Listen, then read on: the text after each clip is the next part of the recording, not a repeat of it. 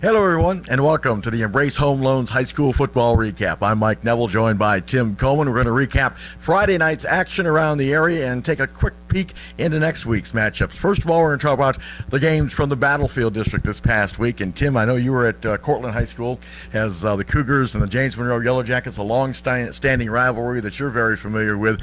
And the Cougars look like they got that wing T rolling now, 41-20 as they win their fourth straight to become 4-4 on the season. James Monroe falls to 3-5. Zinn White with a huge game, 347 yards and 3 touchdowns. What'd you see from Cortland? Well, like you said, Mike, the wing T, JC has done well in the last few weeks. Week before last, they played Fauquier, which was I was there for that game because they honored the '87 state championship team, so I got to see that game. Fauquier.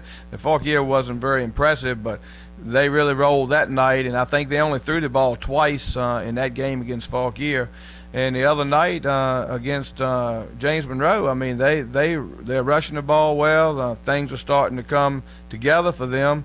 They had a very tough opening schedule, very much like King George, and the schedule that King George had to open up with. Cortland, same way. Now they're getting along. The thing is with Cortland is how they're going to fare in that region that they're in. Yeah. I mean, you got Dinwiddie, you got Monacan, you got Louisa, and you got Eastern View, the top 4 teams, Mike, in that region. And I don't care how well you're playing, right. You're going to have to play really well to beat any of those 4 teams. Is part of the reason that JC plays that tough schedule in the early going, because this has been kind of a trend with Cortland the last few years. They usually, maybe 1-3 or 0-4, but then they really get it going once they get into their district schedule. And of course, we've had conference schedules here the last few years. But is that one of the reasons that maybe he schedules such a tough, because he knows it's going to toughen the kids up and it's going to take a while if they're not familiar with that wing T to get that offense going? Well, that's very true, and even back in the day when I ran a wing T out there, sometimes it took us a week or two, and I actually had the opportunity to take him. I always took teams off to camps. You and I have talked about that, and we actually got a week of camp work in before practice started, and still sometimes weren't able to really come out of the gates like well because it's a timing offense. There's landmarks for running backs. It's not just hand the ball off or inside-outside zone, which today's big offense, but there are landmarks. There are points of attack. There are techniques. I mean, there's a lot involved in the wing T, and and surely playing some of that tougher competition will get you ready. You just got to hope nowadays with the way the ratings are, that it doesn't. If you lose a couple games with as tough as these teams are now, it makes it tough. So you got to kind of look at it and say what's the best for our situation. And but they have played some tough competition over the last few years. What do we make of James Monroe? Here's a team that we're so used to seeing be wind up 9-1 or 7-2. I mean, they're 3-5 right now, and they're probably playing for their playoff lives and giving up 41 points to Cortland. They got off to a rough start. Looked like they had righted the ship a little bit, but they're still struggling a little bit. We're not used to seeing James Monroe struggle. Well, you know what, Mike? I made a comment Friday night at the game. James Monroe right now, if you look at that game between Cortland and James Monroe is better off in Cortland right now.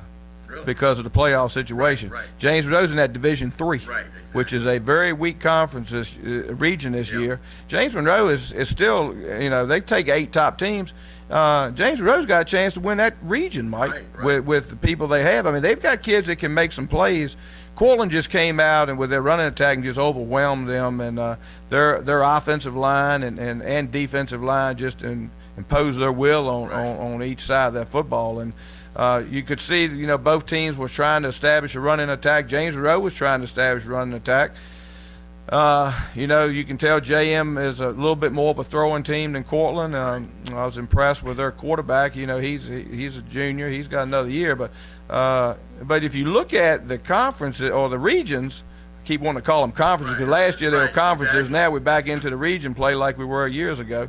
But if you look at the 2 regions, 3 and 4, James Monroe, and one of the things Coach Survey is going to have to do is he's got to work on that mental part of that game with his kids, the emotional part of that game, the attitude part of that game, because his season's still ahead of him. Right. Exactly. And you know, and he does, and we talked about it the other day. I was over at his practice, and so you look at it that way. You know, JC's fighting to, you know, get in. Probably Cortland's going to probably be around the 8th spot. Right. Could move up as high as 6, depending on what happens in the next couple of weeks. But, you know, they're going to be in. Right.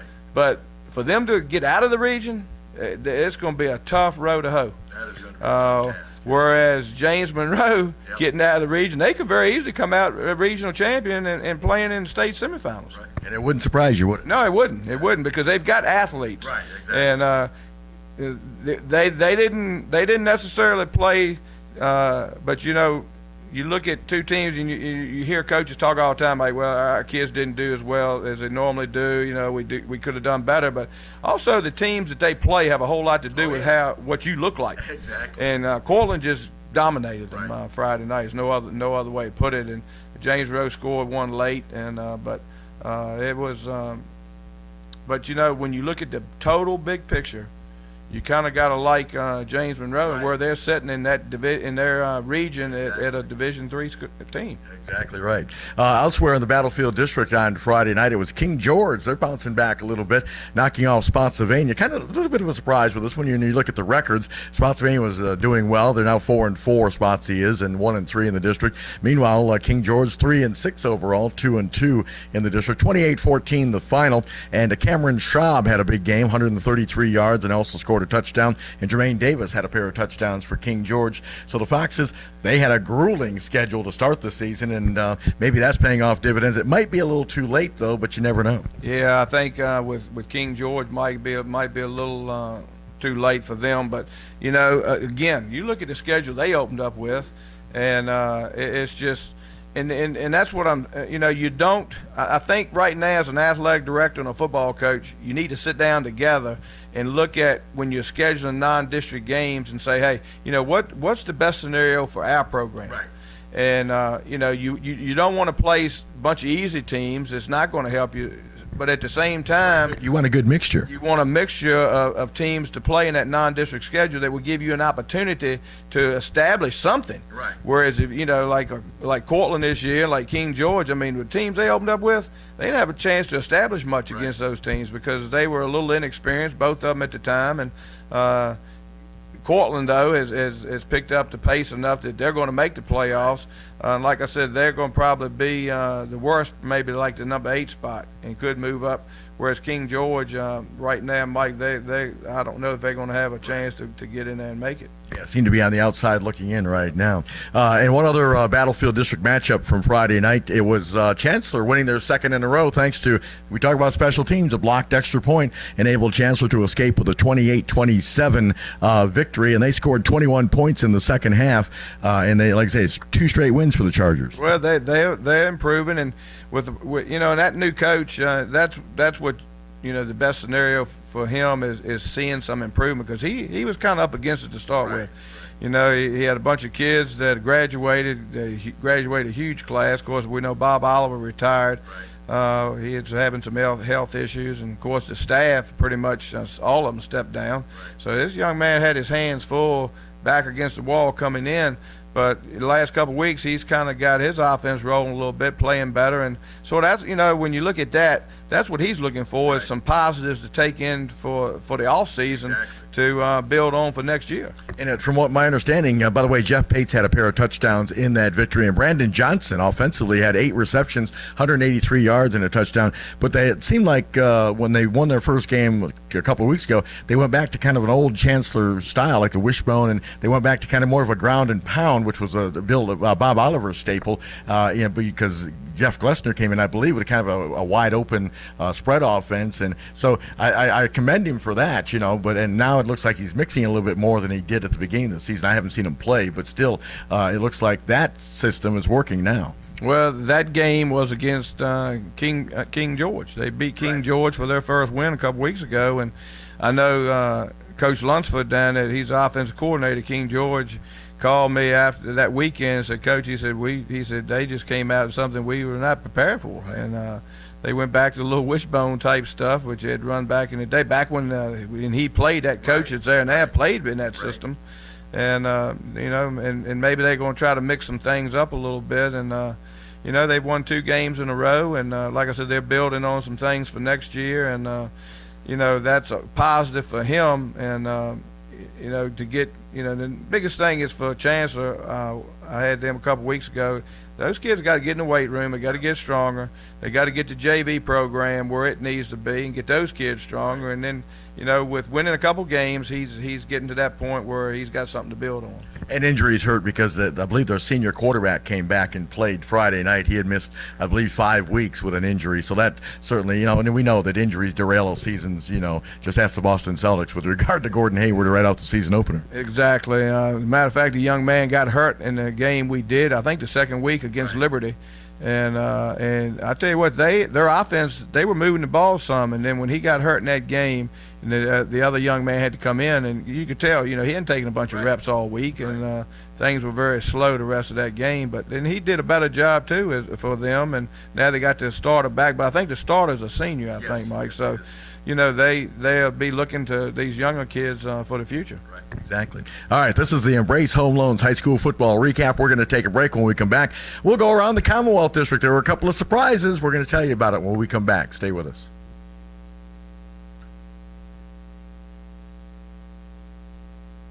Embrace Home Loans at 1671 Jefferson Davis Highway, Suite 205 in Fredericksburg is committed to helping their customers reach their financial goals. If you are looking to buy or refinance, call John Reed at Embrace Home Loans at 540-842-1484 and let him make your dreams a reality. John will work with you to find a solution to put you on a path towards a better financial future. 540-842-1484. EmbraceHomeLoans.com. MLS number 293315. Are you looking to buy a home? Are you trying to sell your home? Jim Burnup with Century 21 Redwood Realty is who you need to contact. 540-538-5266. Jim can find a home to fit your life and budget. 540-538-5266. Redwood Realty has been a part of the Century 21 system since 1996. Jim Burnup provides the highest level of customer service. So if you're looking to buy or sell, call Jim Burnup at 540-538-5266. Your Century 21 Redwood Realty agent.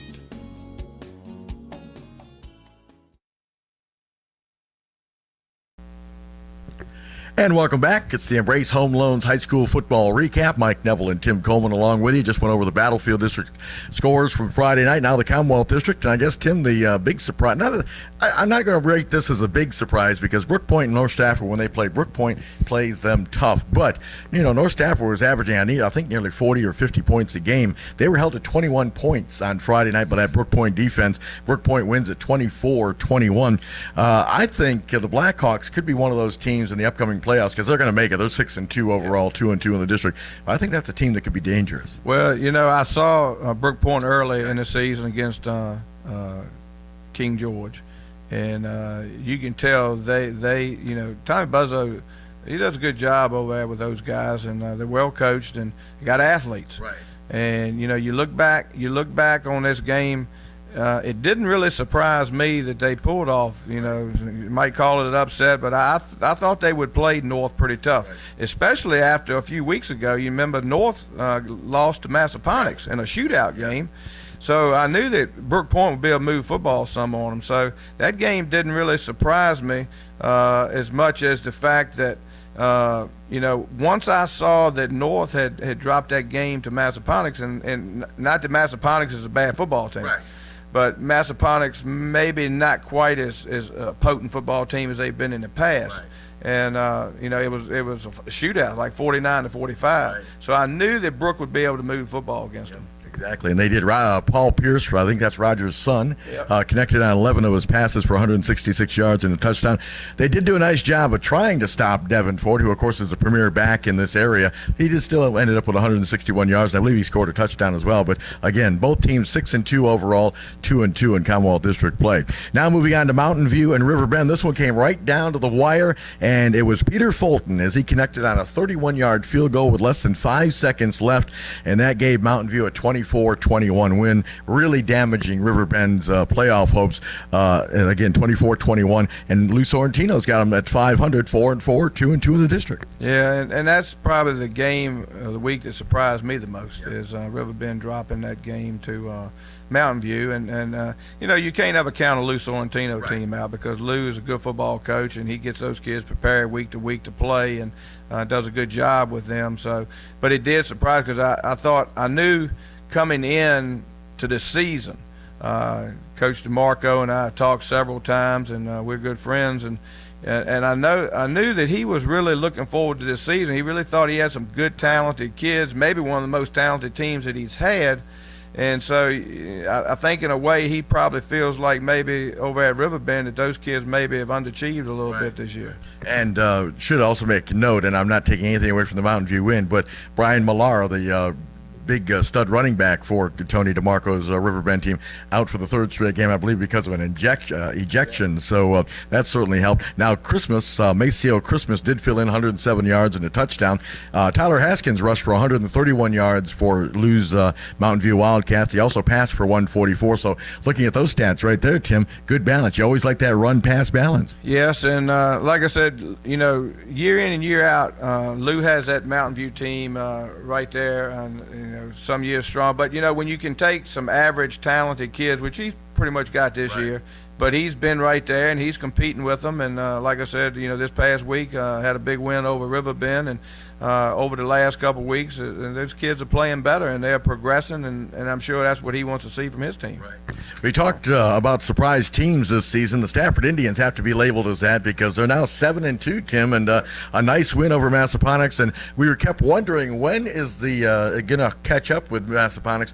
Eric Ludden's done such a great job of, you know, he loses kids to graduation, but he fills in. But this year they're really struggling. They lose 38-21 to Stafford. Massaponax is below 500, and I don't know when the last time you can say that happened. They're 4-5. As I mentioned, Stafford 7-2 on the season. Mo Hampton's done a great job with the Indians. Yeah, they have, and you know, we had them early in the year against Cortland, and they just dominated Cortland that night. But then we had them a little bit later too, and they didn't fare quite as well against I think it was North that we had them against. But Mo's done a great job, and this is just second year, I think, and you know, those kids are playing with a lot of confidence, and you know, he's not only rebuilding the team, but he's rebuilding some attitudes and some culture there that you know, that needed to be rebuilt a little, and he's done a good job, and I think they're going to make the playoffs, and you know, that's got to be the next step going forward for him and building that program. Right, exactly. Sometimes you mentioned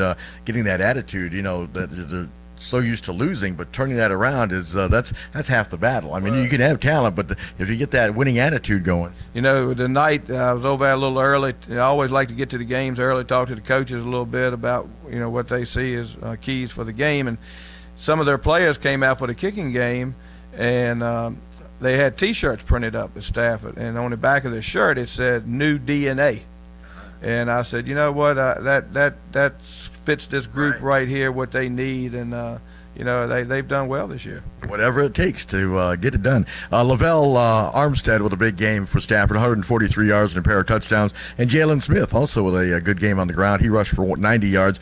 They erupted for 24 points in the second half to pull away for that 38-21 victory over Massaponax. Massaponax had a couple of fumbles that led to a short field for Stafford to convert. A couple other games just want to touch on. Louisa remained unbeaten, 62-25 over Orange. That's the 9th straight win for Louisa over Orange. Obviously a series that they are down dominating. Malik Bell with 122 yards and 3 touchdowns. Job Whalen with 114 yards and a score. And it was Brentsville getting a last-second touchdown. Culpeper thought they had this thing won, Tim. They get a touchdown with less than 2 minutes left to go up. And then, lo and behold, Brentsville comes back, and Barry Whitlock gets a touchdown with just 20 seconds left. So the ecstasy of we've won the ball game, all of a sudden we lost the ball game. Yeah, emotions can just fluctuate. You can be at the highest part of an emotional ride, and then all of a sudden something happens, and you're at the lowest part of an emotional ride. And Brentsville's been an improved team over the last couple of years, and Culpeper has been improving some too. And you got two teams that just come right down to the wire, and Brentsville found a way to win that football game. It's one of those ones where you think it's over, but it's not over till the triple zeros on the scoreboard, right? Exactly. I'll never forget, Mike, one time back when I was out of Spotsylvania one night, there was a basketball game. And Spotsylvania had scored a basket with just seconds left in the game, and James Monroe called a timeout. And James Monroe had a player back in the day called T.T. Johnson. And I'll never forget, the Spotsylvania crowd, they're going nuts. James Monroe makes one pass. T.T. Johnson is 2 steps behind the half court and just throws a prayer up there, and it goes in. And it just went from just joy to just silence in the gym out there, Spotsylvania. So, these types of things happen. You look at pro ball, the Hail Mary is the last second. It happens at every level. And, that's why they say, and, you've heard me tell you before, if there's time on the clock and if you're within reach, you know what? You got a chance to make a play. Yeah, you could put a W up on the board. You never know. All right, going to take one more break on this Embrace Home Loans high school football recap. Going to take a peek at some of the key games coming up next week and talk some more football with you right here. Stay with us. Embrace Home Loans at 1671 Jefferson Davis Highway, Suite 205 in Fredericksburg is committed to helping their customers reach their financial goals. If you are looking to buy or refinance, call John Reed at Embrace Home Loans at 540-842-1484 and let him make your dreams a reality. John will work with you to find a solution to put you on a path towards a better financial future. 540-842-1484. EmbraceHomeLoans.com. MLS number 293315. Are you looking to buy a home? Are you trying to sell your home? Jim Burnap with Century 21 Redwood Realty is who you need to contact. 540-538-5266. Jim can find a home to fit your life and budget. 540-538-5266. Redwood Realty has been a part of the Century 21 system since 1996. Jim Burnap provides the highest level of customer service. So if you're looking to buy or sell, call Jim Burnap at 540-538-5266. Your Century 21 Redwood Realty agent.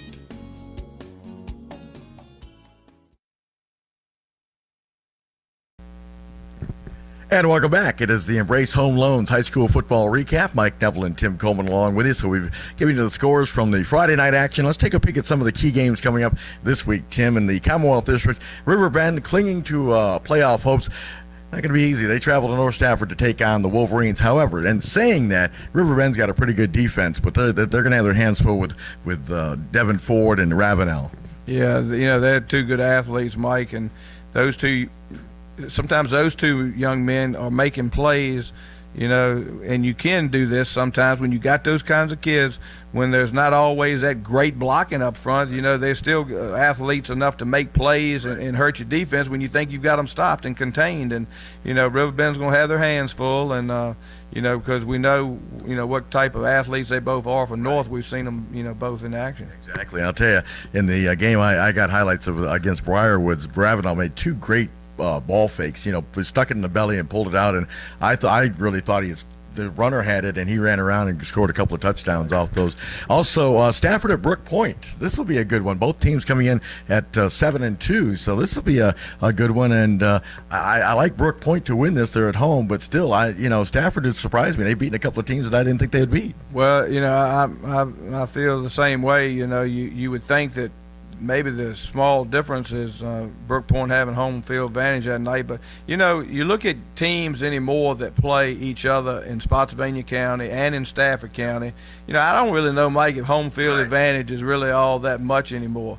Like it used to be years ago. If somebody's traveling, 50, 60 miles to play a football game, and you've been on a school bus and all that kind of stuff all afternoon, sometimes it does make a difference. But, if you look at it on paper, we might sit there and say, we like Brook Point, but you know what? The way Stafford's playing, you can't count those guys out. Exactly. Also, one other matchup in the Commonwealth District I want to tell you about, Colonial Forge, which I think is the best team in the area. They've, Bill Brown's done a great job with that program. They're at Mountain View to take on the Wildcats, and again, the Wildcats are also in the thick of the playoff hunt. I want to ask you, Colonial Forge is unbeaten. They've wrapped up a playoff spot, I'm sure. They're going to go to the playoffs. So what is Bill Brown looking for here? Obviously, he wants to win, but are there other little subtleties that he's looking at to get him primed for the postseason? Well, I know a couple weeks ago, I'm not sure if it's still right, but a couple weeks ago they were the number one team in the state in Division VI. And as you get into this part of the season, and as a head football coach, you never want to think and talk about injuries. Right. But one of the key things right now for him is keeping everybody healthy, polishing up your offense, polishing up your defense a little bit, and making sure your special teams are where they need to be.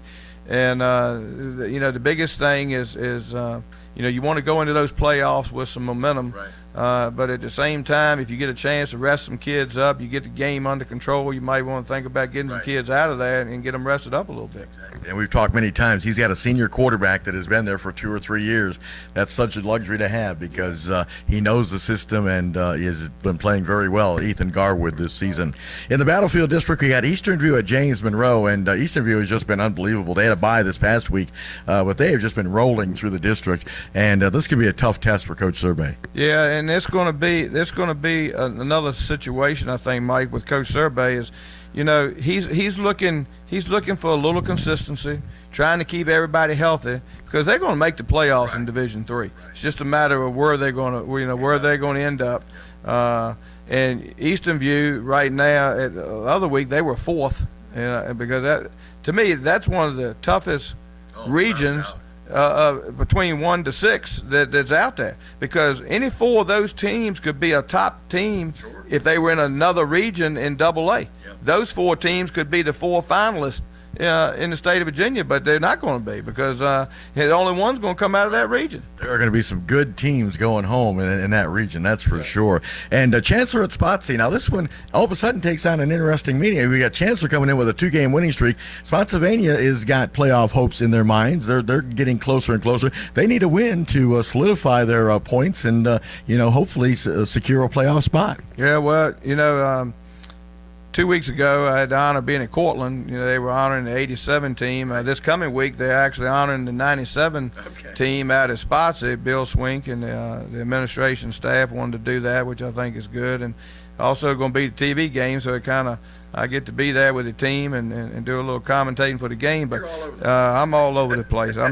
But one of the things I think is going to be a key is Spotsy was actually playing last weekend. That game with King George, they still had the number 1 spot in that region for Division III. They're in that division with James Monroe. They're going to get a spot. I think they're going to be in the playoffs. It's just a matter of where they're going to end up and what seed they're going to be. But he's had some injuries, and I know last week they had a couple injuries in practice, and you never want to you want to take momentum into a playoff picture. You never want to limp into one. Right.